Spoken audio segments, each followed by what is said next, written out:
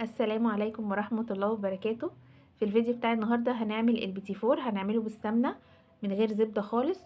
وعايزة اقول لكم ناعم بطريقة هوريكم دلوقتي، هتشوفوا قد ايه ناعم وبيدوب. وكمان هنعاير المقادير كلها بالكوباية بتاعة الشاي علشان الناس اللي ما عندهاش ميزان او الناس اللي تحب تشتغل بالكوباية.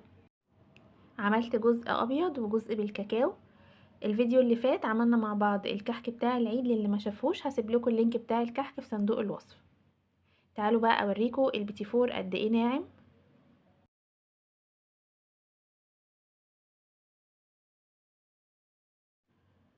وكمان البيتي فور اللي بالكاكاو.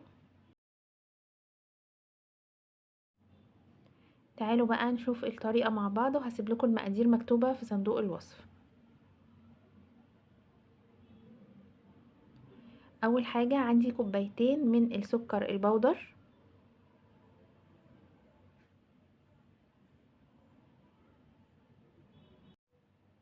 حطيت عليهم 3 كوبايات ونص من السمنة. المقادير دي لكيلو دقيق.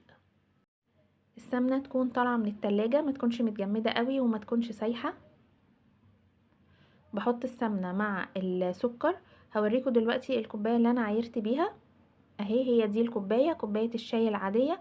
وعموما اي كوباية ممكن تعايري بيها، بس الكوباية تكون متوحدة على المقادير كلها، يعني اللي هتعايري بيها السكر تكون هي بتاعة السمنة، وهي اللي هتعايري بيها الدقيق. هضرب السمنة مع السكر كويس قوي لحد ما لونهم يكون فاتح ويكون شكلهم اشبه بالكريمة زي ما هتشوفوا دلوقتي.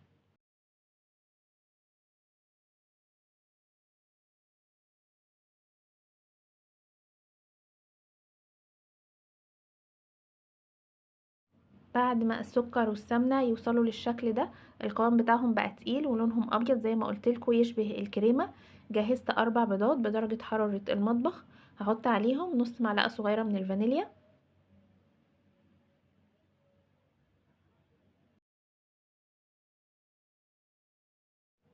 وهبدأ انزل بيضة بيضة والمضرب شغال، لما تختفي انزل بالبيضة اللي بعدها لحد ما احط ال4 بيضات كلهم.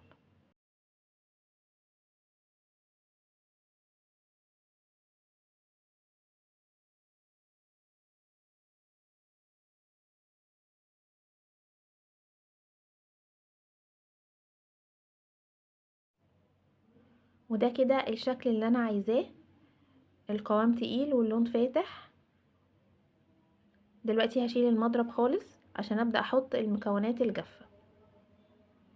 عندي هنا حوالي كيلو من الدقيق، ممكن نحتاج اقل ربع كوباية او اكتر ربع كوباية على حسب ما العجينة تاخد معانا، بس هو عموما بياخد يعني في حدود الكيلو. حطيت على الكيلو رشة بسيطة من الملح، وهبدأ ان انا انزله شوية بشوية واقلب المكونات مع بعض من غير معجن خالص، يا دوبك بس ان انا ادخل الدقيق في المكونات اللي قبل كده.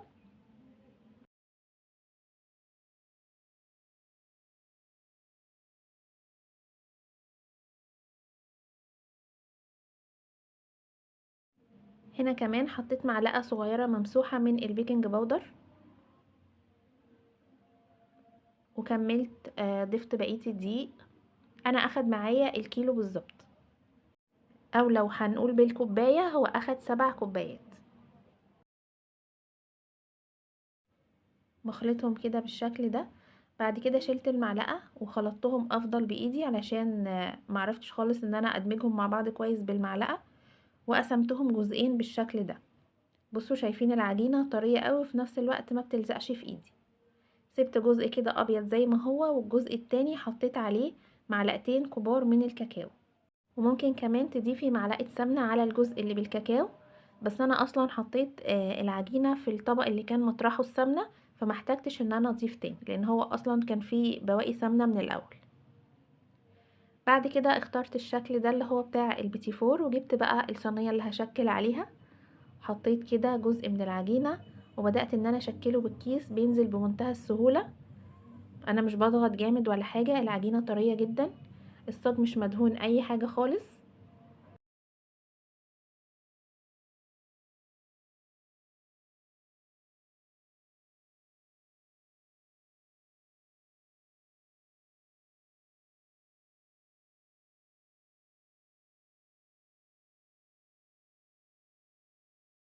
وبدخله فرن يكون سخن على درجة حرارة 180. بياخد تقريبا 10 دقايق ويمكن اقل كمان على حسب الفرن عندك. اهم حاجة ان انتي تتابعيه لان هو بياخد لون بسرعة جدا. مش بنشغل الشواية عليه ولا اي حاجة، مجرد ياخد لون كده ذهبي من تحت وبياخد لون بسيط قوي من فوق بخرجه على طول. هنا خلصت اول صاج عملته كله ابيض.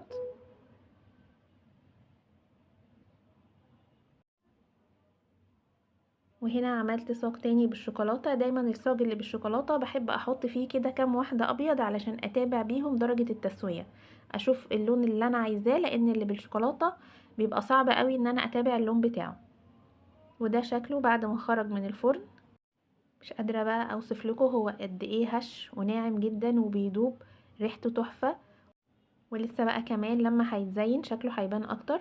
انا مش هزينه معاكم في الفيديو النهارده، ان شاء الله هستنى لما اعمل السابليه وانزله لكم فيديو برضو، وفي الاخر خالص نعمل فيديو تزيين البيتي فور والسابليه مع بعض. وكده وصلنا لاخر الفيديو. زي ما قلت لكم هسيب لكم في صندوق الوصف المقادير بالكوبايه، وهسيب لكم اللينك بتاع فيديو الكحك للي ما شافوش. وان شاء الله استنوني في الفيديو الجاي هنعمل السابليه مع بعض. اتمنى يكون الفيديو عجبكم، والسلام عليكم ورحمه الله وبركاته.